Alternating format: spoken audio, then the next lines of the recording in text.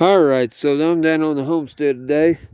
Getting ready to put in a curb for in the barn. The barn is at the bottom edge of the barn. I'll show you in just a second. But what I've done is I've got a board here. It's going to be one side of my mode, one side of my farm. I've greased it down to hopefully work pretty good as a mode release. I didn't have anything but bar oil and don't really have a whole lot of money to go buying a bunch of different stuff. But we bought a bag of concrete that cost $5. I don't want it to sit around and gather moisture. I want to get it out of the bag and get it in the mold. I'm going to use this. I'm going to use this piece of steel, these two pieces of steel, for my rebar to strengthen the concrete. And like I said, I ain't exactly sure. I bought enough concrete, but it's really all we could afford. And then it was iffy if we could actually afford that. But we're trying to get our silkies out of the open air pen that they're in now, because we got a chicken hawk that's done already cased it out. So we're going to start losing silkies if we ain't careful. So that's what we got going on. Let me take you down to the barn and show you what I'm doing. So I came down here, I carried the water down here because I didn't want to carry it in the wheelbarrow, the gorilla cart with the concrete, because, yeah, that wouldn't have been good.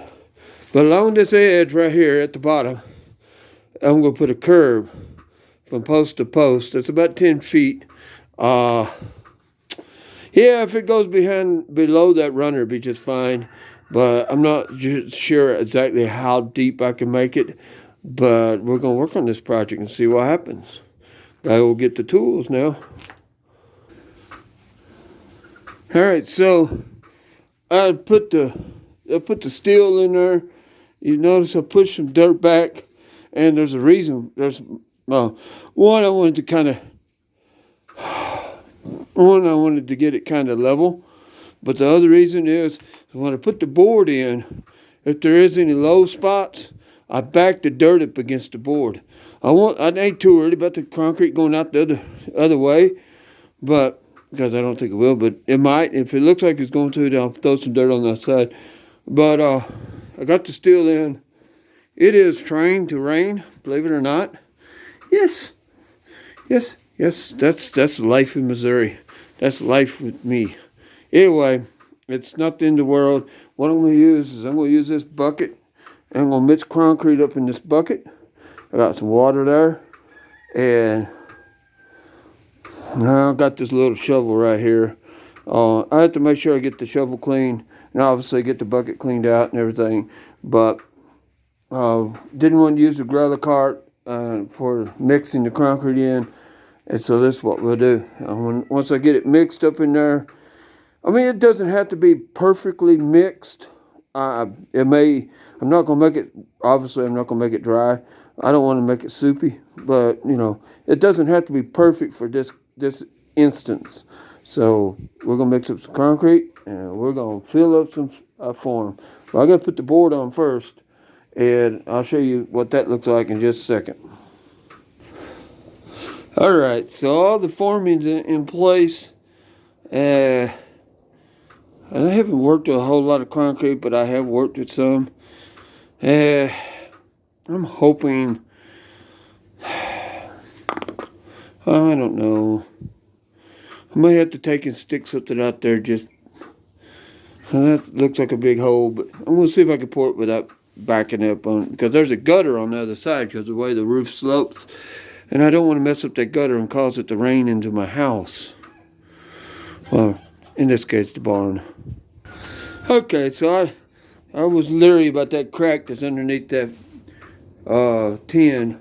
And as you can see, I backfilled it a little bit. Let me show you what I did. I just put some sticks down there and put some concrete blocks to hold it up against the side of the building. It's not a real deep curb. It's 3 inches at the most. So I think that'll work.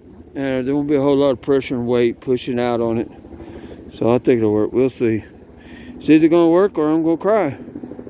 So, here we go. We're getting ready for some concrete now. Let's see how this works. Well, that's somewhat of a disappointment.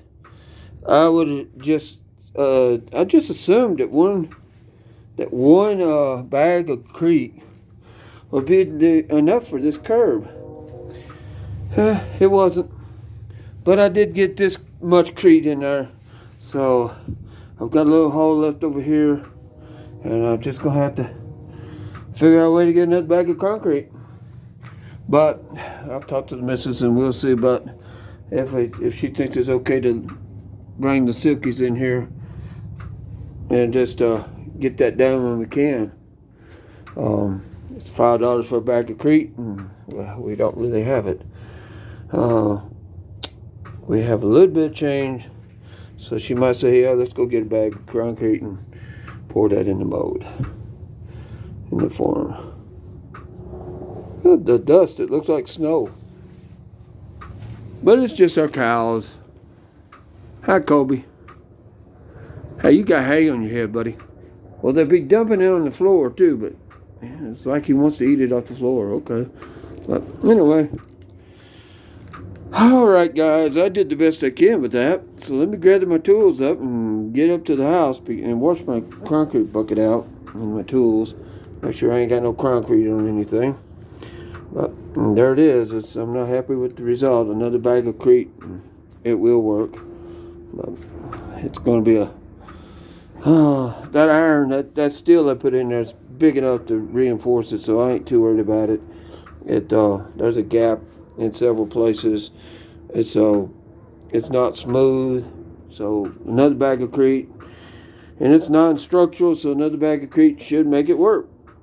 So that's my video, guys. Peace.